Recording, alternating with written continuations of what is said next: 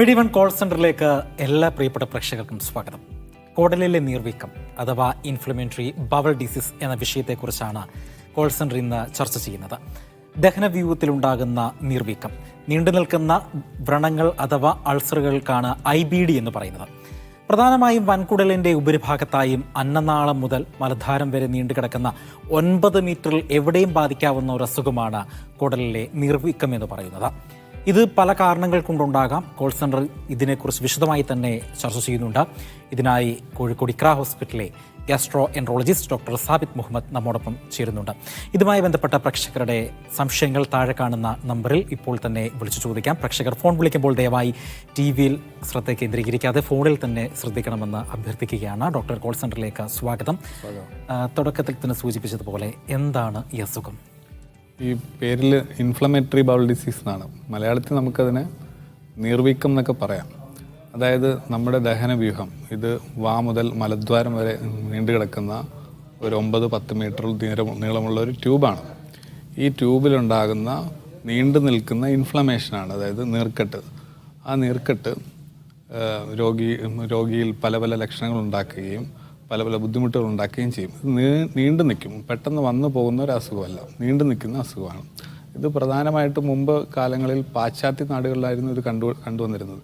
എന്നാൽ ഇപ്പോൾ നമ്മുടെ നാടുകളിൽ ഇത് കൂടുതലായിട്ട് കാണുന്നുണ്ട്. നമ്മുടെ ഗ്യാസ്ട്രോഎൻട്രോളജി OP വരുന്ന പേഷ്യൻസിൽ ഒരു 10% രോഗികളും ഇത്തരം അസുഖമുള്ള ആൾക്കാരാണ്. 2 തരത്തിലാണ് ഇൻഫ്ലമേറ്ററി ബൗൾ ഡിസീസ് നമ്മുടെ പ്രസൻറ്റ് ചെയ്യുന്നത്. ഒന്നെന്ന് വെച്ചാൽ അൾസറേറ്റീവ് കൊളൈറ്റിസ്. കോളൻ എന്ന് വെച്ചാൽ വൻകുടലാണ്. വൻകുടലിൻ്റെ ആന്തരിക സർഫസിൽ ഉപരിതലത്തിലുണ്ടാകുന്ന ഇൻഫ്ലമേഷനും പിന്നീടുണ്ടാകുന്ന അൾസറുകളുമാണ് അൾസറേറ്റീവ് കൊളൈറ്റിസ് എന്ന് പറയുന്നത്. ഇത് വൻകുടലിൽ മാത്രമേ ബാധിക്കുകയുള്ളൂ. പിന്നീട് രണ്ടാമതുള്ള അസുഖമാണ് ക്രോൺസ് ഡിസീസ്. ഇത് കുറച്ചുകൂടെ കോംപ്ലിക്കേറ്റഡ് ആണ്. അത് മലദ്വാരം മുതൽ വാ വരെയുള്ള ഏത് ഭാഗത്ത് വേണമെങ്കിലും ഈ അസുഖം ബാധിക്കാം. എന്നിരുന്നാലും സാധാരണയായി ഇത് ബാധിക്കുന്നത് നമ്മുടെ ചെറുകുടലിൻ്റെ ഏറ്റവും താഴെയുള്ള ഭാഗം, ഇലിയം എന്നാണ് ഇതിന് പറയുന്നത്, ആ ഭാഗത്തെയും പിന്നെ ഈ ചെറുകുടൽ ഈ വൻകുടലുമായി കണക്റ്റഡ് ആവുന്നൊരു ഭാഗമുണ്ട്, IC വാൽവ് എന്ന് പറയുന്ന ഭാഗത്തെയാണ് സാധാരണ ഇത് ബാധിക്കുന്നത്. ഇതിൻ്റെ രോഗലക്ഷണങ്ങൾ എന്തൊക്കെയാണ്? രോഗലക്ഷണങ്ങൾ ഈ അസുഖം എവിടെ ബാധിച്ചു എന്നതിനെ ആശ്രയിച്ചിരിക്കും. പ്രധാനമായിട്ടും ആദ്യം പറയാവുന്നത് അൾസറേറ്റീവ് കൊളൈറ്റിസ് എന്ന് പറയുന്ന അസുഖം. ആ അസുഖം വൻകുടലിനെയാണ് ബാധിക്കുന്നത്. അതുകൊണ്ട് തന്നെ ആ അസുഖത്തിൻ്റെ ലക്ഷണങ്ങളെന്ന് പറഞ്ഞു കഴിഞ്ഞാൽ, ഒന്ന് വയറ്റിൽ നിന്ന് ലൂസായിട്ട് ഇളകിപ്പോവുക, 5, 6, 10 തവണ പോകാം. എന്നാൽ 1-2 തവണ പോകുന്ന ആൾക്കാരും ഉണ്ടാകാം. സാധാരണഗതിയിൽ പോകുന്ന സ്റ്റൂളിൻ്റെ ആ കൺസിസ്റ്റൻസി വ്യത്യാസം വരും. അതോടൊപ്പം നീർക്കെട്ടുള്ളത് കൊണ്ട് കഫം പോകാം. പിന്നീട് അൾസറായിട്ട് അതിൽ നിന്ന് ബ്ലഡ് പോയിട്ട് ബ്ലഡും മലവും കലർന്നു പോകാം. ഇതാണ് അൾസറേറ്റീവ് കൊളൈറ്റിസ്. കൊല്ലത്ത് നിന്ന് ജസ്ന എന്നൊരു കോളറുണ്ട്. ആ കോളറിലേക്ക് പോയതിനു ശേഷം തിരികെ എത്താം. ജസ്ന, ഡോക്ടറോട് ചോദിക്കാം. ഹലോ, സംസാരിച്ചോളൂ. ഡോക്ടറെ, എന്റെ പേര് ജസ്ന, ഞാൻ കൊല്ലത്ത് നിന്നാണ് വിളിക്കുന്നത്. ഓക്കെ ഡോക്ടർ, എനിക്കാണെങ്കിൽ ഹയാറ്റസ് ഹിരണ്യ ഉണ്ട്. ഞാൻ 1 വർഷം കൊണ്ട് മെഡിസിൻ കഴിക്കുന്നുണ്ട്. ഇപ്പോഴാണെങ്കിൽ എനിക്ക് പൊക്കിളിന്റെ അവിടെ സൈഡ് വീക്കം വരുന്നുണ്ട്. അത് ഈ ഹിരണ്യയുടെ ആണോ ഇരിക്കുവോ? ഈ ഹയാറ്റസ് ഹെർണിയ എന്ന് പറഞ്ഞു കഴിഞ്ഞാൽ ഒരു ഇന്റേണൽ ഹെർണിയാണ്. നമ്മുടെ ഈ അന്നനാളവും ആമാശയവും ചേരുന്ന ഭാഗത്തൊരു ഡയഫ്രം ഉണ്ട്. ആ ഡയഫ്രത്തിൻ്റെ മുകളിലേക്ക് നമ്മുടെ ആമാശയം കയറി വരുന്ന ഒരു അസുഖമാണ് ഈ ഹയാറ്റസ് ഹെർണിയ. എന്നാൽ അത് പൊക്കിളിൻ്റെ ഭാഗത്ത് ബാധിക്കുന്നത് അതുമായിട്ട് ബന്ധമുണ്ടാവില്ല. ഒരു പക്ഷേ ഒരു അംബ്ലിക്കൽ ഹെർണിയ ആവാനാണ് സാധ്യത. നിങ്ങളെന്തായാലും അടുത്തുള്ള അതെ, അംബ്ലിക്കൽ ഹെർണിയ എന്ന് പറയുന്ന അസുഖം ആവാനാണ് സാധ്യത. തൽക്കാലം നിങ്ങൾ അടുത്ത ഹോസ്പിറ്റലിൽ ഡോക്ടറെ കാണിച്ചിട്ട് ഒരു അൾട്രാസൗണ്ട് സ്കാൻ എടുത്തു കഴിഞ്ഞാൽ നമുക്ക് കൃത്യമായിട്ട് അറിയാം. പിന്നെ അംബ്ലിക്കൽ ഹെർണിയ ആണെങ്കിൽ ഒരുപാട് വെയിറ്റ് എടുക്കുന്ന ജോലികൾ, അങ്ങനെയുള്ള കാര്യങ്ങളിൽ നിന്ന് തൽക്കാലം വിട്ടു നിൽക്കുക എന്നുള്ളതാണ്. ഇത് നമ്മൾ ഡിസ്കസ് ചെയ്യുന്ന അസുഖമായിട്ട് ബന്ധമുള്ള ഒരു ഇതല്ല. ശരി, ജസ്റ്റിനെയാണ് വിളിച്ചത് കൊല്ലത്തിൽ നിന്നും. ഡോക്ടർ, ഈ ബൗൾ ഡിസീസുമായി ബന്ധപ്പെട്ട് നമ്മൾ വീണ്ടും ചർച്ച ചെയ്യുകയാണെങ്കിൽ ലക്ഷണങ്ങളെ പറ്റിയാണ് പറഞ്ഞുകൊണ്ടിരുന്നത്. അപ്പം അൾസറേറ്റീവ് കൊളൈറ്റിസിൻ്റെ ലക്ഷണങ്ങൾ നമ്മൾ പറഞ്ഞു. ഇനി ക്രോൺസ് ഡിസീസിൻ്റെ ലക്ഷണങ്ങൾ, അതും ഏത് ഭാഗത്തെ ബാധിച്ചിരിക്കുന്നതിനെ ആശ്രയിച്ചിരിക്കും. സാധാരണ ക്രോൺസ് ഡിസീസ് ബാധിക്കുന്നത് ഞാൻ പറഞ്ഞത് ചെറുകുടലിൻ്റെ താഴ്ഭാഗത്താണ് ക്രോൺസ് ഡിസീസ് വരുന്നത്. അങ്ങനെയുള്ള ആൾക്കാരിൽ ഒരു കോളിക്കി അബ്ഡോണൽ പെയിൻ ആയിരിക്കും ആദ്യത്തെ ലക്ഷണങ്ങൾ. പിന്നീട് വയറിളക്കം വരാം. ബ്ലഡ് പോകുന്നത്, ഫ്രാങ്കായിട്ട് ബ്ലഡ് പോകുന്നത് ക്രോൺസ് ഡിസീസിൽ ഉണ്ടാകില്ല. മാത്രമല്ല ഇവർക്ക് മാൽന്യൂട്രീഷൻ, അതായത് നമ്മുടെ ന്യൂട്രിയൻസ്, പോഷകങ്ങൾ ആഗിരണം ചെയ്യപ്പെടുന്നത് ചെറുകുടലിൽ നിന്നാണ്. അപ്പോൾ ചെറുകുടലിലാണ് ഈ ക്രോൺസ് ഡിസീസ് ബാധിക്കുന്നത്. അതുകൊണ്ട് തന്നെ ഈ പോഷകാഹാരക്കുറവുണ്ടാവും, വിളർച്ച ഉണ്ടാവാം, തൂക്കക്കുറവുണ്ടാവും, വൈറ്റമിൻസിൻ്റെ അഭാവം മൂലം നമ്മുടെ ത്വക്കിലും മുടിയിലും ഒക്കെ പ്രശ്നങ്ങൾ വരാം, വായിൽ പ്രശ്നങ്ങൾ വരാം, അങ്ങനെ പല പല സിംറ്റംസ് ഉണ്ടാകും. ഇത് കൂടാതെ നമ്മുടെ ദഹനവ്യവസ്ഥയെ കൂടാതെ മറ്റ് സിസ്റ്റത്തെയും ഈ അസുഖം ബാധിക്കാം. അതിൽ ഏറ്റവും പ്രധാനം നമ്മുടെ പേശികളും അസ്ഥികളുമാണ്. അപ്പോൾ പേശിവേദനയും അസ്ഥികൾ ഓസ്റ്റിയോപോറോസും ആർത്രൈറ്റിസും ഒക്കെ ഈ അസുഖം മൂലം ഉണ്ടാകാം. കണ്ണുകളിൽ ബാധിക്കാം, സ്കിന്നിന് ബാധിക്കാം. വെറും ഒരു കുടലിനെ മാത്രം ബാധിക്കുന്ന ഒരു അസുഖമല്ല, മറ്റ് സിസ്റ്റത്തെയും ഇത് ബാധിക്കാം. ഈ രോഗം കണ്ടെത്തി കഴിഞ്ഞാൽ നമ്മൾ ഈ കഴിക്കുന്ന ആഹാരം അതിന് ഏതെങ്കിലും മാറ്റം കൊണ്ടുവരണോ? അതുമായി ബന്ധപ്പെട്ടുള്ള കാര്യങ്ങൾ നമ്മൾ ആദ്യമായിട്ട് മനസ്സിലാക്കേണ്ടത്, ഇപ്പം അൾസറേറ്റീവ് കൊളൈറ്റിസോ ക്രോൺസ് ഡിസീസോ ഉള്ള രോഗി വിചാരിക്കും മുമ്പ് ഞാൻ എന്തോ ഭക്ഷണം കഴിച്ചു, തെറ്റ് ചെയ്തു, അതുകൊണ്ടാണ് ഇത് വന്നതെന്നാണ്. ആക്ച്വലി അങ്ങനെയല്ല. ഏതെങ്കിലും ഭക്ഷണശീലം കൊണ്ടല്ല ഈ അസുഖം വരുന്നത്, മറ്റ് പല ഘടകങ്ങളുണ്ട്. ഈ അസുഖം രണ്ട് രീതിയിൽ വരാം. ഒന്നെന്ന് വെച്ച് കഴിഞ്ഞാൽ അസുഖം ആക്റ്റീവായി നിൽക്കുന്ന സ്റ്റേജ്. അസുഖം ആക്റ്റീവായി നിൽക്കുന്ന സ്റ്റേജിന് ഫ്ലെയർ എന്ന് പറയും. ആ സമയത്ത് രോഗിക്ക് ധാരാളം ബുദ്ധിമുട്ടുകളുണ്ടാകും. ആ സമയത്ത് നമ്മൾ ഭക്ഷണശീലം വളരെ സ്ട്രിക്റ്റ് ആയിട്ട് ഫോളോ ചെയ്യണം. ശരി, നമുക്ക് അതിലേക്ക് വരാം. ഒരു കോളർ ഉണ്ട്, രതീഷ് കായംകുളത്ത് നിന്നും. രതീഷ്, ഡോക്ടറോട് ചോദിക്കാം. ഹലോ, സംസാരിച്ചോളൂ. ഹലോ, രതീഷ് കേൾക്കാം, പറഞ്ഞോളൂ.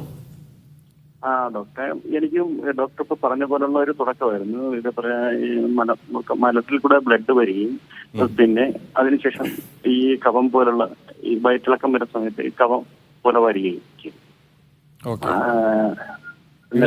എത്ര വയസ്സുണ്ട്? ഏജ്? എനിക്ക് 40 ഓക്കെ. ഇപ്പോ അതിനുശേഷം പിന്നെ ഡോക്ടറെ ആയുർവേദം പ്രയോഗിച്ചു, മറ്റേ അലോപ്പതി ഡോക്ടറെ കാണിച്ചിരുന്നു. പക്ഷെ അത് മുമ്പ് കഴിഞ്ഞപ്പോഴത്തേക്ക് സംഭവിച്ചെന്ന് പറഞ്ഞാൽ കാലിന് നീര് വന്നിട്ട് ഇപ്പൊ കാലിന്റെ പാദഭാഗം പൊട്ടാൻ തുടങ്ങി. ഓക്കെ. നിങ്ങൾക്ക് വയറ്റിൽ നിന്ന് ഇളകി പോകുന്ന പ്രശ്നമുണ്ടോ? ലൂസായിട്ട് ഇളകി പോകുന്ന? ഇടയ്ക്ക് നമുക്ക് അങ്ങനെ മാസത്തിനിടയ്ക്ക് ഒരു ദിവസം അങ്ങനെ സംഭവിക്കാറ്. ആണോ? ബ്ലഡ് സ്ഥിരമായിട്ട് ബ്ലഡ് പോകുന്ന പ്രശ്നമുണ്ടോ? ഇല്ല, നല്ല തുടക്കമായിരുന്നു, ആരംഭമായിരുന്നു. പിന്നെ അതിനുശേഷം ഇതേപോലെ ഈ നമുക്ക് വയറ്റിലൊക്കെ വരുന്ന സമയത്ത് ഈ കഫം പോലെ കാണപ്പെടും. ഓക്കെ. നിങ്ങൾ എൻഡോസ്കോപ്പി കൊളോണോസ്കോപ്പി എന്തെങ്കിലും ചെയ്യേണ്ടി വന്നിരുന്നോ? അല്ല, ഞാനിപ്പോ ചികിത്സ ചെയ്തായിരുന്നു. പരമാവധി മരുന്ന് പിന്നെ ഇങ്ങനെ ഉപയോഗിക്കാറില്ലായിരുന്നു. ഓക്കെ. അപ്പോൾ നിങ്ങൾക്ക് ബ്ലഡ് വരുന്ന അസുഖം പല കാരണം കൊണ്ട് വരാം. ഒരു സിമ്പിൾ ഹെമറോയിഡ്സ്, പൈൽസ് എന്ന് പറയുന്ന അസുഖം കൊണ്ട് ആവാം. അല്ലാതെ വൻകുടലുണ്ടാകുന്ന ഇൻഫെക്ഷ്യസ് കൊളൈറ്റിസ്, അതായത് എന്തെങ്കിലും ഇൻഫെക്ഷൻ വന്നിട്ടുണ്ടാകുന്ന അൾസറുകളുണ്ട്, അത് പെട്ടെന്ന് മാറിപ്പോകും, പൂർണ്ണമായിട്ട് മാറിപ്പോകുന്ന അസുഖമാണ്. അങ്ങനെ എന്ത് കാരണമാണെന്ന് മനസ്സിലാക്കണം. നീണ്ടു നിൽക്കുന്ന ലക്ഷണങ്ങളാണെങ്കിൽ നമ്മൾ എന്തായാലും ഒന്ന് കൊളോണോസ്കോപ്പി ടെസ്റ്റ് ചെയ്തിട്ട് എന്താണ് നമ്മുടെ കാലിലെ നീരെന്താണ്, നീർവീക്കം എന്താണെന്നാണ്. കാലിന് നീർവീക്കം ഈ അസുഖമായിട്ട് ബന്ധപ്പെട്ടും വരാം. അതായത് കുടലിൽ നിന്ന് അൾസറുകൾ ഉണ്ടായിക്കഴിഞ്ഞാൽ പ്രോട്ടീൻ നഷ്ടപ്പെടും. ആ പ്രോട്ടീൻ നഷ്ടപ്പെട്ട് കഴിയുമ്പം നീർവീക്കം വരാം. അത് നമുക്ക് ബ്ലഡ് പരിശോധനയിലൂടെയും എൻഡോസ്കോപ്പിയിലൂടെയും കൃത്യമായിട്ട് കാരണം എന്താണെന്ന് മനസ്സിലാക്കാൻ സാധിക്കുകയുള്ളൂ. നമ്മുടെ ബ്ലഡ് പരിശോധിച്ച മറ്റൊരു രോഗങ്ങൾ കണ്ടെത്താൻ കഴിഞ്ഞില്ല. ഓക്കെ. ഈ കാലിന് നീര്, അതെ. അപ്പൊ കാലിന്റെ നീര് മറ്റ് കാരണങ്ങൾ കൊണ്ടും വരാം. ഒന്ന് ക്രിയാറ്റിൻ, കിഡ്നി ടെസ്റ്റുകൾ ചെയ്തിരുന്നു, ലിവർ ഫംഗ്ഷൻ ടെസ്റ്റ്, വയറിന്റെ സ്കാനിങ്, അതൊക്കെ ചെയ്യേണ്ടി വരും കാലിന് നീര് കാര്യമായിട്ടുണ്ടെങ്കിൽ. പിന്നെ വേരിക്കോസ് വെയിൻ ഉണ്ടെങ്കിൽ, വേരിക്കോസ് വെയിൻ ഉണ്ടെങ്കിലും കാലിൽ നീര് വരാം. ഒരു പക്ഷേ നിങ്ങളുടെ വയറിന്റെ അസുഖമായിട്ട് ബന്ധപ്പെട്ടതായിരിക്കില്ല കാലിന് നീര്, മറ്റെന്തെങ്കിലും കാരണമായിരിക്കാം. നമ്മളത് പരിശോധിച്ച് ഇൻവെസ്റ്റിഗേറ്റ് ചെയ്താലേ എന്താണെന്ന് കൃത്യമായിട്ട് പറയാൻ സാധിക്കുള്ളൂ. കായംകുളത്ത് നിന്ന് രതീഷാണ് വിളിച്ചത്. നമുക്ക് മറ്റൊരു പ്രേക്ഷകൻ കൂടിയുണ്ട്. അരീക്കോട് നിന്നും ഷഹീർ ചേരുന്നു. ഷഹീർ, ഡോക്ടറോട് ചോദിക്കാം. ഷഹീർ, ഡോക്ടറെ കേൾക്കാമോ? കേൾക്കാം, സംസാരിച്ചോളൂ. ഡോക്ടറിന്റെ പേര് ഷഹീറാണ്. ഞാൻ അരീക്കോടാണ്. ഞാനിപ്പം മിലിറ്ററിയിലാണ് വർക്ക് ചെയ്യുന്നത്. ഓക്കെ. അപ്പം അൾസറേറ്റീവ് കൊളൈറ്റിസ് പേഷ്യന്റ് ആണ് ഞാൻ. ഏകദേശം 3 വർഷത്തോളായിട്ട് അൾസറേറ്റീവ് കൊളൈറ്റിസ് ഉണ്ട് എനിക്ക്. അപ്പം പ്രശ്നം എന്താ വെച്ചാല് ഇപ്പൊ നോർമലാണ്, മെസലമൈൻ കഴിക്കുന്നുണ്ട്. പിന്നെ ഇടയ്ക്കൊന്നും അബ്നോർമൽ ആകും, വീണ്ടും ഇടയ്ക്കിടയ്ക്ക് സ്റ്റൂള് ഇടയ്ക്കിടയ്ക്ക് പോണ ബുദ്ധിമുട്ട് വീണ്ടും വരികയും ചെറിയ ബ്ലീഡിങ് എല്ലാം ഇടയ്ക്ക് സ്റ്റാർട്ട് ആവും. അത് കുറച്ചു കാലം കണ്ടിന്യൂ ആവും, വീണ്ടും അത് നോർമലായിട്ട് കുറെ കാലം പ്രശ്നം ഉണ്ടാവില്ല. വീണ്ടും ഏകദേശം ഞാൻ 3 വർഷം ഒബ്സർവ് ചെയ്ത് എനിക്ക് മനസ്സിലായത് അങ്ങനെയാണ്. നിങ്ങൾ പറയുന്ന പോലെ തന്നെയാണ് ഈ അസുഖത്തിന്റെ രീതി. ഇതൊരു ഫ്ലെയർ പീരീഡ് ഉണ്ട്. ആ സമയം അസുഖം ആക്ടിവേറ്റഡ് ആവും, പിന്നീട് റെമിഷനിലേക്ക് പോകും. നിങ്ങൾ മെസാലമിൻ കൃത്യമായിട്ട് കഴിക്കുന്നുണ്ടല്ലോ, മെസാക്കോൾ എന്ന് പറയുന്ന ഗുളിക സ്ഥിരമായിട്ട് കഴിക്കുന്നുണ്ട്.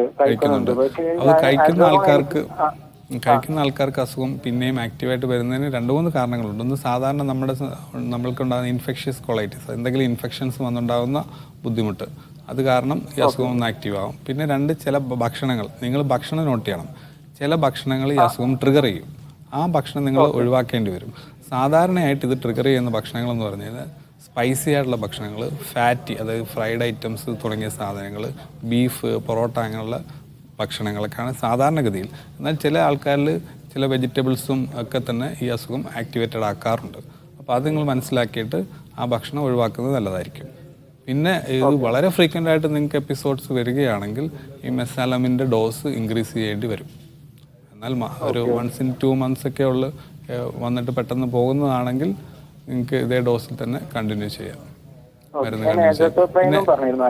അസോറോൺ കഴിച്ചിരുന്നു, പക്ഷെ അത് ഞങ്ങൾ വേണ്ടി സ്റ്റോപ്പ് ആക്കി. അത് കുറച്ചുകൂടി ഡോസ് പ്രശ്നങ്ങൾ ഉണ്ടായിരുന്നു. ബോഡിക്ക് വീക്ക്നെസ്സും ടയർഡ്നെസ്സും തോന്നിയ ശേഷം അസോറോൺ കുറച്ച് ഇടയ്ക്ക് ഞാൻ സ്റ്റോപ്പ് ആക്കിയിട്ടുണ്ടായിരുന്നു. അത് ഡോക്ടർ പറഞ്ഞത് പ്രകാരമാണോ സ്റ്റോപ്പ് ചെയ്തത്? അല്ലല്ല, അത് നോർമലി ആയതിനു ശേഷം സാധാരണ നമ്മൾ ഡോക്ടർ പറഞ്ഞിരുന്നു, ഡോക്ടർ ഡോസ് കുറച്ചിരുന്നു അതിന്റെ. ഓക്കെ. ഈ മെസാക്കോൾ എന്ന് പറയുന്ന മെസാലമിൻ എന്ന് പറയുന്ന മെഡിസിനിൽ കൺട്രോൾ ആകാതെ വരുമ്പോൾ നമ്മൾ മെയിൻ്റനൻസിന് വേണ്ടി ചിലപ്പോൾ അസോറാൻ എന്ന് പറയുന്ന മെഡിസിൻ ഉപയോഗിക്കേണ്ടി വരും. അപ്പോൾ അത് നിങ്ങൾക്ക് ചിലപ്പോൾ ഒരുപക്ഷെ ആവശ്യമായിട്ട് വരാം. അതൊന്നുകൂടെ നിങ്ങൾ ഫ്രീക്വൻ്റായിട്ട് ഈ ആക്ടിവേഷൻ ഡിസീസ് കൂടുതലായിട്ട് വരുന്നുണ്ടെങ്കിൽ ഡോക്ടറെ കണ്ടൊന്ന് എൻഡോസ്കോപ്പിയും ബ്ലഡൊക്കെ ടെസ്റ്റ് ചെയ്തിട്ടേ, കൊളോണോസ്കോപ്പിയും ബ്ലഡും ഒക്കെ ടെസ്റ്റ് ചെയ്തിട്ട് അസോറാനോ അതുപോലുള്ള മെഡിസിൻസിൻ്റെ ആവശ്യകത ഉണ്ടോ എന്ന് നിങ്ങൾ ഒന്നുകൂടെ ഒന്ന് റീചെക്ക് ചെയ്യേണ്ടത് ആവശ്യമാണ്. അല്ലെങ്കിൽ നിങ്ങൾ മിലിറ്ററിയിൽ വർക്ക് ചെയ്യുകയാണല്ലോ, അവിടെ വെച്ച് ഈ അസുഖം ആക്റ്റീവായിട്ട് വന്നാൽ ബുദ്ധിമുട്ടാകും. അതുകൊണ്ടാണ് പറഞ്ഞത്. ഓക്കെ. ഷഹീറാണ് വിളിച്ചത് അരീക്കോട് നിന്നും.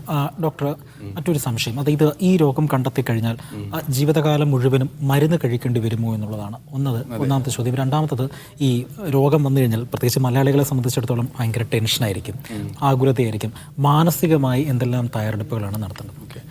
ഈ രോഗത്തിൻ്റെ പ്രത്യേകത എന്ന് പറഞ്ഞു കഴിഞ്ഞാൽ അസുഖം വന്നു കഴിഞ്ഞാൽ നമ്മൾ മറ്റ് ജീവിതശൈലി രോഗങ്ങൾ പോലെ സ്ഥിരമായുള്ള അസുഖമാണ്. ഡയഗ്നോസ് കഴിഞ്ഞാൽ സ്ഥിരമായിട്ടുള്ള അസുഖമാണ്. അസുഖത്തിൻ്റെ മരുന്ന് സ്ഥിരമായി കഴിക്കേണ്ടി വരും. തുടക്കത്തിൽ ഞാൻ പറഞ്ഞു, അൾസർ ഹീൽ ചെയ്യാൻ വേണ്ടി നല്ല ഡോസിൽ മരുന്ന് കഴിക്കണം. പിന്നീട് മരുന്നിൻ്റെ ഡോസ് നമുക്ക് കുറച്ച് ഒരു മെയിൻ്റനൻസ് ഡോസിലേക്ക് കൊണ്ടെത്തിക്കാം. അപ്പോൾ സ്ഥിരമായിട്ട് മരുന്ന് കഴിക്കുക എന്നുള്ളതാണ് ഇത്തരം രോഗികൾക്ക് ചെയ്യേണ്ടത്. രണ്ടാമത് നിങ്ങൾ ചോദിച്ച ചോദ്യം വളരെ പ്രസക്തമാണ്. കാരണം എന്ന് വെച്ച് കഴിഞ്ഞാൽ ഇത്തരം രോഗികൾക്ക് ഞാൻ പറഞ്ഞു ഇടയ്ക്ക് ഫ്ലെയർ വരും, ഇടയ്ക്ക് അസുഖം ആക്ടിവേറ്റഡ് ആവും, പിന്നെ പാർഷ്യലി ട്രീറ്റഡ് ആവും. അങ്ങനെയുള്ള ആൾക്കാർക്ക് പൂർണ്ണമായി സിംറ്റംസ് കുറയാതെ ചെറിയ സിംറ്റംസുമായിട്ട് അവർ ജീവിതകാലം മുഴുവൻ കഴിച്ചു കൂട്ടേണ്ടി വരും. അങ്ങനെയുള്ള ആൾക്കാർക്ക് വളരെ മാനസികമായിട്ടുള്ള പ്രയാസങ്ങൾ വരും. അതായത് നമ്മുടെ ഗട്ടിൽ നിന്ന് ബ്രെയിനിലേക്ക് നരമ്പുകളുണ്ട്. ഈ നരമ്പുകൾ സ്ഥിരമായിട്ട് ഉദ്ദീപിക്കപ്പെടും. അപ്പോൾ ബ്രെയിനിലൊരു ഏരിയ സ്ഥിരമായിട്ട് സ്റ്റിമുലേറ്റഡ് ആവുകയും നമ്മുടെ അതിനോടൊപ്പം ചേർന്നിരിക്കുന്ന ആങ്സൈറ്റിയുടെ ഏരിയയും കൂടി സ്റ്റിമുലേറ്റഡ് ആവും. അങ്ങനെ ആങ്സൈറ്റി സ്ഥിരമായിട്ട് നമുക്ക് ചെയ്യുകയാണ്. അനുജ കോട്ടയത്ത് നിന്ന്. അനുജ, ഡോക്ടറോട് ചോദിക്കാം. ചോദിച്ചോളൂ. ഹലോ. ചോദിച്ചോളൂ. നമസ്കാരം ഡോക്ടർ. നമസ്കാരം. ഞാൻ കുടപ്പുറത്തുനിന്ന് വിളിച്ചത്. എനിക്ക് 3 മാസമായിട്ട് വയറുവേദനയായിട്ട് എൻഡോസ്കോപ്പി ചെയ്തു. ഓക്കെ. എൻഡോസ്കോപ്പി ചെയ്തപ്പോൾ ഹാറ്റ് ചെർണിയാന്ന് പറഞ്ഞു. ഓക്കെ. 6 ആഴ്ചത്തേക്ക് മരുന്ന് തന്നു. ഓക്കെ. അത് ഫില്ല് ചെയ്തു. ഓക്കെ. ഓക്കെ. പിന്നെ വയറുവേദന തുടങ്ങിയിട്ടുണ്ട്. പിന്നെ മോഷൻ ഒന്നിൽ കൂടുതൽ തവണ പോകുന്നുണ്ട്. വയറുവേദന നിങ്ങൾക്ക് വയറിന്റെ മുകൾ ഭാഗത്താണോ ഉള്ളത്? മുകൾ ഭാഗത്താണ്. മുകൾ ഭാഗത്താണുള്ളത് അല്ലേ? ഓക്കെ. അത് ഹയാറ്റസ് ഹെർണിയയായിട്ട് ബന്ധപ്പെട്ടതായിരിക്കാം. അപ്പോൾ ഹയാറ്റസ് ഹെർണിയുള്ള ആൾക്കാരിൽ ആസിഡ് മുകളിലേക്ക് കയറിയിട്ട് അന്നനാളത്തിൽ നീർക്കെട്ടും അൾസറുകളൊക്കെ ഉണ്ടാക്കാം. അപ്പോൾ അതൊന്ന് ഹീൽ ചെയ്യാൻ വേണ്ടിയാണ് 6 weeks നിങ്ങൾക്ക് മെഡിസിൻസ് തന്നത്. ഇതോടൊപ്പം നിങ്ങൾ ശ്രദ്ധിക്കേണ്ടത് ഭക്ഷണശീലങ്ങളാണ്. അതായത് റിഫ്ലക്സ്, ആമാശയത്തിൽ നിന്ന് അന്നനാളത്തിലേക്ക് കയറാൻ സാധ്യതയുള്ള ഭക്ഷണങ്ങളായിട്ടുള്ള കൂടുതൽ സ്പൈസി, മസാല, കൊഴുപ്പടങ്ങിയത്, സോഡയുള്ള ഭക്ഷണങ്ങൾ തുടങ്ങിയവ, പിന്നെ നാരങ്ങ പോലുള്ള ഫ്രൂട്ട്സ്, അതൊക്കെ ഒഴിവാക്കുക. പിന്നെ ഭക്ഷണം കഴിച്ചിട്ട് ഒരു 2-3 മണിക്കൂർ കഴിഞ്ഞതിന് ശേഷം മാത്രമേ രാത്രി കിടക്കാൻ പാടുള്ളൂ. അത്തരം കാര്യങ്ങൾ ലൈഫ് സ്റ്റൈൽ ഒന്ന് മെച്ചപ്പെടുത്തുക. വയറുവേദന മുകൾ ഭാഗത്തുള്ളതാണെങ്കിൽ മിക്കവാറും ഹയാറ്റസ് ഹെർണിയ കൊണ്ട് തന്നെ ആയിരിക്കാം. പിന്നെ ഈ അൾട്രാസൗണ്ട് സ്കാൻ ചെയ്തിട്ട് എന്തെങ്കിലും ഗോൾ ബ്ലാഡർ സ്റ്റോണോ അങ്ങനെ എന്തെങ്കിലും ഉണ്ടോ എന്നൊന്ന് ഉറപ്പുവരുത്തുന്നത് നല്ലതായിരിക്കും. അനുജയാണ് വിളിച്ചത് കോട്ടയത്ത് നിന്ന്. ഡോക്ടർ, മറ്റൊരു കോളറുണ്ട് ഇടുക്കി വണ്ടിപ്പെരിയാറിൽ നിന്നും സന്തോഷ്. ഡോക്ടറോട് ചോദിക്കാം. ഡോക്ടർ നമസ്കാരം. നമസ്കാരം. ഞാന് ഓക്കെ, സംസാരിച്ചോളൂ. ഞാന് കിഡ്നി പേഷ്യന്റ് ആണ്. കിഡ്നി ഡയാലിസിസ് ചെയ്യുന്നുണ്ട്. ഓക്കെ, ഡയാലിസിസ് ചെയ്യുന്ന പേഷ്യൻ്റാ. ഒരു 8 ദിവസമായുള്ളൂ തുടങ്ങിയിട്ട്. 8 ദിവസം. അപ്പം വയറ്റിൽ നിന്ന് പോകുന്നില്ല. ഒരാഴ്ച കൂടുമ്പോഴൊക്കെയാണ് പോകുന്നത്. ഡയബറ്റീസ്, ഷുഗർ ഉള്ള ആളാണോ? ഷുഗർ ഇല്ല, പ്രഷറുണ്ട്. പ്രഷറുണ്ട് അല്ലേ? അതെ. അപ്പൊ 8 ദിവസം ഒരാഴ്ച കൂടുമ്പോഴൊക്കെയാണ് വയറ്റിൽ നിന്ന് പോകുന്നത്. പക്ഷെ നല്ല വിശപ്പുണ്ട്. ഓക്കെ. വയറ്റിൽ നിന്ന് മലം മുറുകിയാ പോകുന്നത് ഭയങ്കരമായിട്ട്. ഇത് എത്ര കാലമായി ഈ ബുദ്ധിമുട്ട് തുടങ്ങിയിട്ട്? ഇപ്പൊ പോയിട്ട് ഒരു 2 ആഴ്ച ആയുള്ളൂ ഇങ്ങനെ തുടങ്ങിയിട്ട്. 2 ആഴ്ചയായുള്ളൂ അല്ലേ? ആയുള്ളൂ. അപ്പം തൽക്കാലം നിങ്ങൾ അത് വയറിളകി പോകാനുള്ള ലാക്സേറ്റീവ്സ് മെഡിസിൻസ് കഴിക്കണം. ഒപ്പം തന്നെ നല്ല ഫൈബർ അടങ്ങിയ പച്ചക്കറികളൊക്കെ കൂടുതലായിട്ട് തൽക്കാലം കഴിക്കണം. ഓക്കെ. അങ്ങനെ ഒന്ന് വയറിളക്കി ക്ലിയർ ആയതിനു ശേഷം ഈ മരുന്നിൻ്റെ ഡോസ് കുറച്ച് നമുക്കൊരു 2 ആഴ്ച കൊണ്ട് തന്നെ നിർത്താൻ പറ്റും. പിന്നെ ഈ ബുദ്ധിമുട്ട് നീണ്ടു നിൽക്കുകയാണെങ്കിൽ, അല്ലെങ്കിൽ ബ്ലഡ് പോവുക, അങ്ങനെ എന്തെങ്കിലും അലാം ഫീച്ചേഴ്സ് ഉണ്ടെങ്കിൽ നിങ്ങൾ ഒരു ഡോക്ടറെ കാണിച്ചൊന്ന് പരിശോധിപ്പിക്കണം. ബ്ലഡ് പോവുക അങ്ങനെയൊന്നും ചെയ്യുന്നില്ല. ഞാനതൊക്കെ നോക്കുന്നുണ്ട്. എന്നോട് ചോദിച്ചായിരുന്നു വയറ്റിന് പോകുന്നില്ല ചോദിച്ചായിരുന്നു, പറഞ്ഞു വിട്ടായിരുന്നു. ഓക്കെ. മിക്കവാറും നിങ്ങളുടെ കുടലിൻ്റെ ചലനം സ്ലോ ആവുന്ന കാരണമുള്ള കോൺസ്റ്റിപ്പേഷൻ, മലബന്ധമായിരിക്കാം. അത് നമുക്ക് ഈ ഫൈബർ അടങ്ങിയ ഭക്ഷണം കഴിക്കുന്നതിലൂടെയും ലാക്സേറ്റീവ്സ് കഴിക്കുന്നതിലൂടെയും കൺട്രോൾ ചെയ്തെടുക്കാം. ഇപ്പോൾ 2 ആഴ്ച ആയതേ ഉള്ളല്ലോ, കൂടുതൽ വിഷമിക്കേണ്ട ആവശ്യമില്ല. മരുന്ന് കഴിച്ചൊരു 2 ആഴ്ച കൊണ്ട് തന്നെ മരുന്ന് നിർത്താൻ പറ്റുന്ന രീതിയിലേക്ക് എത്തും. ഓക്കെ. വണ്ടിപ്പെരിയാറിൽ നിന്നും സന്തോഷാണ് വിളിച്ചത്. കോൾ സെന്റർ ഒരു ഇടവേള കഴിഞ്ഞ് തുടരും. ഇടവേള. കോൾ സെന്ററിൽ തുടരുമ്പോൾ ഖത്തറിൽ നിന്നും ജമാലുണ്ട്. ജമാൽ, ഡോക്ടറോട് ചോദിക്കാം. ഹലോ. സംസാരിച്ചോളൂ. Good afternoon. Good afternoon. എന്റെ മോളെ കാര്യത്തിന് വേണ്ടി ചോദിക്കാൻ വേണ്ടിയാണ്. ഓക്കെ, സംസാരിച്ചോളൂ. മോൾക്ക് ഭക്ഷണം കഴിച്ചാലുണ്ടല്ലോ, സാധാരണ ഇപ്പൊ നമ്മളെല്ലാം മാക്സിമം 2 പ്രാവശ്യം ടോയ്ലറ്റ് പോകല്ല. മാക്സിമം 2 ദിവസം പഠിക്കുന്നു. മോൾക്ക് എത്ര വയസ്സുണ്ട്? മോൾക്ക് 12 വയസ്സ്. 12 വയസ്സ്. 2 ദിവസത്തിൽ ഒരിക്കൽ മാത്രമേ വയറ്റിൽ നിന്ന് പോകുന്നുള്ളൂ അല്ലേ? ചില സമയത്ത് പിന്നെ ഒരു ദിവസം ഇങ്ങനെ പോകും, പക്ഷേ കുറച്ച് ഭയങ്കര ബുദ്ധിമുട്ടിലാണ്. ഭയങ്കര. ഓക്കെ. ഇത് എത്ര കാലമായിട്ട് ഈ ബുദ്ധിമുട്ട് തുടങ്ങിയിട്ട് ഇപ്പൊ ഓൾമോസ്റ്റ് ഒരു 6-7 months ആയി. അപ്പോൾ ഈ അടുത്ത സമയത്ത് എന്തെങ്കിലും ബുദ്ധിമുട്ടുകൾ, അതായത് എന്തെങ്കിലും വയറിനെ ബാധിക്കുന്ന ഇൻഫെക്ഷൻസുകളോ എന്തെങ്കിലും ഉണ്ടായിട്ടുണ്ടോ 6 മാസം മുന്നേ? അല്ലെങ്കിൽ നിങ്ങൾ വീട് മാറുകയോ യാത്ര ചെയ്യുകയോ അങ്ങനെ എന്തെങ്കിലും ഉണ്ടായിട്ടുണ്ടോ? ഇല്ല. ഇതോടനുബന്ധിച്ച് വയറുവേദന ഉണ്ടോ? വയറുവേദന ഒന്നുമില്ല. ഓക്കെ. എന്തായാലും നിങ്ങൾ ഓൾറെഡി ഇവിടെ ഖത്തർ കാണിച്ചിരുന്നു. ഇവിടുന്ന് ഓൾറെഡി മെഡിസിൻ കഴിക്കുന്നുണ്ട്. ഓക്കെ. തൈറോയ്ഡ് ടെസ്റ്റ് കുട്ടിക്ക് തൈറോയ്ഡ് ടെസ്റ്റ് നോർമലായിരുന്നു. ചെയ്തിരുന്നു. അപ്പോൾ നമ്മൾ സാധാരണ കണ്ടുവരുന്ന ഒരു കോൺസ്റ്റിപ്പേഷൻ ആണ്, ഒരു സ്ലോ ട്രാൻസിറ്റ് കോൺസ്റ്റിപ്പേഷൻ. കുടല് ചലനം സ്ലോ ആവുന്ന കാരണം ഉണ്ടാകുന്ന കോൺസ്റ്റിപ്പേഷനാണ് ഇത്. നമുക്ക് ഈ മൂവിക്കോൾ സാഷെ കുറച്ച് കാലം കഴിക്കേണ്ടി വരും. ഒരു 3 to 6 months എന്തായാലും കഴിക്കേണ്ടി വരും. ഒപ്പം നമ്മളെ ഡയറ്റ്, ഭക്ഷണശീലങ്ങൾ നല്ല വ്യത്യാസപ്പെടുത്തണം. ഭക്ഷണത്തിൽ കുറച്ച് ഒരു ഇത് കാണുന്നുണ്ട്. കാരണം അവള് കഴിക്കുന്ന ഭക്ഷണം നമ്മൾക്ക് ശരിക്കും ഒരു ഡൈജസ്റ്റീവ് ഭക്ഷണമല്ല പൊതുവെ. പിന്നീട് ശ്രദ്ധിക്കേണ്ട ഒരു കാര്യം, നന്നായിട്ട് വെള്ളം കുടിക്കണം, രാവിലെ വ്യായാമം ചെയ്യണം. എന്നിട്ട് ഭക്ഷണം കഴിച്ചതിന് ശേഷം ടോയ്ലറ്റിൽ പോകാനുള്ള ഒരു ഇമ്പൾസ് നമ്മുടെ ബോഡിയിൽ വരും. കുറച്ചൊരു ഗ്യാസ്ട്രോക്കോളിക് റിഫ്ലക്സ് എന്ന് പറയും. ആ സമയം ടോയ്ലറ്റിലേക്ക് പോകുന്നൊരു ശീലം ഉണ്ടാക്കുക. അപ്പം നമുക്ക് ഈ മൂവിക്കോളിൻ്റെ അളവൊക്കെ കുറച്ച് കൊണ്ടുവരാനും നോർമലി തന്നെ വയറ്റിൽ നിന്ന് പോകാനുള്ള ഒരു ടെൻഡൻസി ഉണ്ടാക്കിയെടുക്കാനും സാധിക്കും. ഫുഡ് കാരണം, ഒരുപാട് ഫൈബർ ഇല്ലാത്ത ഫാറ്റുള്ള ഫുഡ് കാരണം ഉണ്ടായ ഒരു കോൺസ്റ്റിപ്പേഷൻ, മലബന്ധം ആകാനേ സാധ്യതയുള്ളൂ. ജമാലാണ് വിളിച്ചത് ഖത്തറിൽ നിന്നും. നമുക്കിപ്പോൾ കൊച്ചി വടുതലയിൽ നിന്നും ആരിഫ ചേരുന്നുണ്ട്. ആരിഫ, ഡോക്ടറോട് ചോദിക്കാം. ആരിഫ കേൾക്കുന്നുണ്ടോ?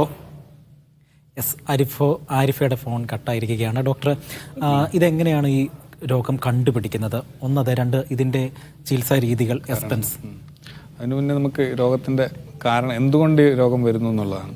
ഈ രോഗം എന്തെങ്കിലും ഒരു പ്രത്യേക കാരണം കൊണ്ട് വരുന്ന ഒരു അസുഖമല്ല. മൾട്ടിപ്പിൾ കാരണങ്ങളുണ്ട്. അതിൽ ജനറലായിട്ടുള്ള. ആരിഫയിലേക്ക് ഒന്ന് പോയിട്ട് വരാം. ആരിഫ, ഡോക്ടറോട് ചോദിക്കാം. ഹലോ. ആരിഫ കേൾക്കുന്നുണ്ട്, പറഞ്ഞോളൂ.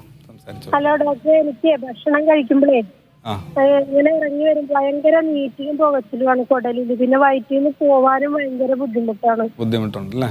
ഓക്കെ. ഇത് എത്ര കാലമായി ബുദ്ധിമുട്ട് തുടങ്ങിയിട്ട്? ഇത് കുറെ നാളായിട്ടുണ്ട്. ഇപ്പൊ കുറെ നാളായിട്ട്. ഒരു വർഷത്തിൽ കൂടുതലായോ? ഒരു വർഷത്തിൽ കൂടുതലായി. എല്ലാ ദിവസവും ഈ ബുദ്ധിമുട്ടുണ്ടോ? എല്ലാ ദിവസവും ഇല്ല ഡോക്ടർ. ഇല്ല, ആഴ്ചയിൽ ഒരു 3 ദിവസമെങ്കിലും ഉണ്ടാകും. 3 ദിവസമെങ്കിലും ഉണ്ടാവും. ഓക്കെ. നിങ്ങൾക്ക് ശരീരത്തിന് തൂക്കം കുറയുക, വയറ്റിൽ നിന്ന് പോകുമ്പോൾ കറുത്ത് പോവുക, ഛർദി, അങ്ങനെ എന്തെങ്കിലും ബുദ്ധിമുട്ടുകളുണ്ടോ? ഭയങ്കര ടൈറ്റ് ആയിട്ട്. ആ ഓക്കെ.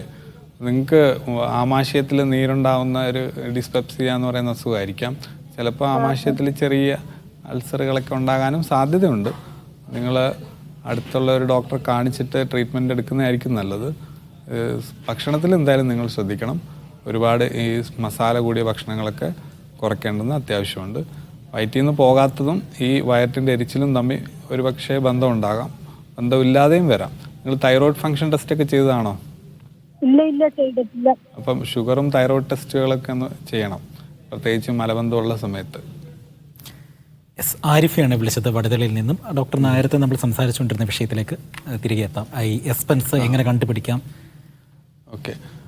നമ്മൾ ഇതിനെക്കുറിച്ച് സംസാരിക്കുമ്പോൾ എന്തുകൊണ്ട് കാരണം എന്നുള്ളത്, പ്രധാന കാരണം എന്ന് പറഞ്ഞു കഴിഞ്ഞാൽ ഒരു പിൻ പോയിന്റ് ചെയ്ത കാരണമില്ല എന്നുള്ളതാണ്. നമ്മുടെ കുടലിൽ ഇൻഫ്ലമേറ്ററി സെൽസ് അസന്തുലിതമായിട്ട് ആക്ടിവേറ്റഡ് ആവുന്നു എന്നുള്ളതാണ്. അതിന് ജനിതകമായിട്ടുള്ള കാരണമുണ്ട്. 163ഓളം ജീനുകൾ കിട്ടിയിട്ടുണ്ട്. പിന്നെ അതുകൂടാതെ നമ്മുടെ നിരന്തരം സമ്പർക്കത്തിൽ വരുന്ന എൻവയോൺമെൻറ്റ്, അതിന് ഒരു ഘടകമുണ്ട്. ഒരു ഹൈജീൻ ഹൈപ്പോത്തസിസ് എന്നൊരു തിയറി തന്നെ ഉണ്ട്. അതായത് ചെറിയ പ്രായത്തിൽ നല്ല ഹൈജീനായിട്ട് നടക്കുന്ന ആൾക്കാർക്ക് ഭാവിയിൽ ഇത് വരാം. പിന്നെ സ്മോക്കിംഗ് ഉള്ള ആൾക്കാർക്ക് ക്രോൺസ് ഡിസീസ് വരാൻ സാധ്യതയുണ്ട്. ബ്രസ്റ്റ് ഫീഡ് ചെയ്യുന്ന കുട്ടികൾക്ക് ഇത് വരാൻ സാധ്യത കുറവാണ്. പിന്നെ ഫുഡ് ഒരുപാട് റിഫൈൻഡ് ആയിട്ടുള്ള ഷുഗറും ഫാറ്റും ഉള്ള ഭക്ഷണം കഴിക്കുമ്പോൾ ഇത് വരാം. പിന്നെ മൂന്നാമത്തെ ഒരു കാരണം നമ്മുടെ കുടലിലെ മൈക്രോബയോട്ട, നോർമലായിട്ട് തന്നെ കോടിക്കണക്കിന് ബാക്ടീരിയകൾ നമ്മുടെ കുടലിലുണ്ട്. ആ ബാക്ടീരിയകളിലുള്ള വേരിയേഷൻസ് കാരണം ഈ അസുഖം വരാം. പിന്നെ ഇത് കണ്ടുപിടിക്കുന്ന രീതി, കണ്ടുപിടിക്കുന്നത് നമ്മൾ രോഗിയുടെ ലക്ഷണം അനുസരിച്ചാണ്. പ്രധാനമായിട്ടും ഈ അൾസറേറ്റീവ് കൊളൈറ്റിസ് രോഗി ബ്ലഡ് മലത്തിൽ കൂടെ പോകുന്ന സിംറ്റംസ് ആയിട്ടാണ് വരുന്നത്. രക്തപരിശോധന ചെയ്യുമ്പോൾ രക്തത്തിൻ്റെ അളവ് കുറവായിരിക്കും. ESR, CRP തുടങ്ങിയ സംഭവങ്ങൾ കൂടിയിരിക്കും. കൊളോണോസ്കോപ്പി ചെയ്ത് ബയോപ്സി ചെയ്ത് കഴിഞ്ഞാൽ നമുക്ക് കൃത്യമായിട്ട് ഈ അസുഖം മനസ്സിലാക്കാം. എക്സ്പെൻസ് കൂടുതലാണോ? ഇതിൻ്റെ ട്രീറ്റ്മെൻറ്റിന് നമ്മൾ സാധാരണഗതിയിൽ കൊടുക്കുന്ന ട്രീറ്റ്മെൻറ്റിന് മന്ത്ലി ഏകദേശം ഒരു 5,000 റുപ്പീസൊക്കെ എക്സ്പെൻസ് വരാം. തുടക്കത്തിൽ നല്ല ഡോസ് കൂടെ മെഡിസിൻസ് വേണ്ടി വന്നേക്കാം. മെയിൻ്റനൻസിന് സമയത്ത് 2,000-3,000 മെഡിസിൻസ് നിൽക്കും. എന്നാലും അവസാനമായിട്ട് ഒരു ചോദ്യം കൂടെ, അതായത് ഈ ആകുന്ന ആളുകൾക്ക് ഈ അസുഖം വന്നു കഴിഞ്ഞാൽ എന്തെങ്കിലും, ഈ അസുഖത്തെക്കുറിച്ച് പലർക്കുള്ളൊരു തെറ്റിദ്ധാരണ എന്ന് പറഞ്ഞു കഴിഞ്ഞാൽ ഗർഭിണിയാകാൻ പറ്റില്ല എന്നുള്ളൊരു തെറ്റിദ്ധാരണ പല രോഗികളും പ്രകടിപ്പിക്കാറുണ്ട്. എന്നാലും നമ്മൾ മനസ്സിലാക്കേണ്ടത് ഗർഭകാലത്ത് ഈ അസുഖം കൂടാൻ യാതൊരു ചാൻസും ഇല്ല. ഗർഭത്തെ ഈ അസുഖം ആക്റ്റീവായിരിക്കുന്ന സമയത്ത് ഗർഭിണിയാവുകയാണെങ്കിൽ ഗർഭകാലത്ത് ബുദ്ധിമുട്ട് വരാൻ സാധ്യതയുണ്ട്. അതായത് കുട്ടിക്ക് പ്രശ്നങ്ങൾ വരാം, വെയിറ്റ് കുറയാം, നേരത്തെ ഡെലിവറി നടക്കാം, അങ്ങനെ കുറേ കാര്യങ്ങളുണ്ട്. എന്നാൽ അസുഖം ഈ റെമിഷൻ സ്റ്റേജിൽ, അസുഖത്തിൻ്റെ ലക്ഷണങ്ങളൊന്നും കാണിക്കാത്ത സ്റ്റേജിൽ പ്രഗ്നൻ്റ് ആവുന്നതിൽ യാതൊരു ബുദ്ധിമുട്ടുമില്ല. മിക്ക മരുന്നുകളും നമുക്ക് പ്രഗ്നൻസി സമയത്ത് ഉപയോഗിക്കാം. അസുവാത്തേപ്രിൻ എന്ന് പറയുന്ന മെഡിസിൻസും മെസാലം എന്ന് പറയുന്ന മെഡിസിൻസും പ്രഗ്നൻസി സമയത്ത് ഉപയോഗിക്കാം. സമയപരിധി ഉണ്ടായതുകൊണ്ട് ഞാനൊന്ന് ഇടപെടുകയാണ്. ബവൽ ഡിസീസുമായി ബന്ധപ്പെട്ട പ്രേക്ഷകരുടെ സംശയങ്ങൾക്ക് കോഴിക്കോട് ഇക്ര ഹോസ്പിറ്റലിലെ ഗാസ്ട്രോ എൻട്രോളജിസ്റ്റ് ഡോക്ടർ സാബിദ് മുഹമ്മദാണ് ഇന്ന് സംശയങ്ങൾക്ക് മറുപടി നൽകിയത്. ഡോക്ടർ കോൾ സെൻ്ററിൽ പങ്കെടുത്തതിനും പ്രേക്ഷകരുടെ സംശയങ്ങൾക്ക് മറുപടി നൽകിയതിനും നന്ദിയുണ്ട്. കോൾ സെൻ്റർ പൂർണ്ണമാവുകയാണ്. ഇനി ഈവനിംഗ് എഡിഷൻ കാണാം. ദിവ്യ ചേരും. നമസ്കാരം.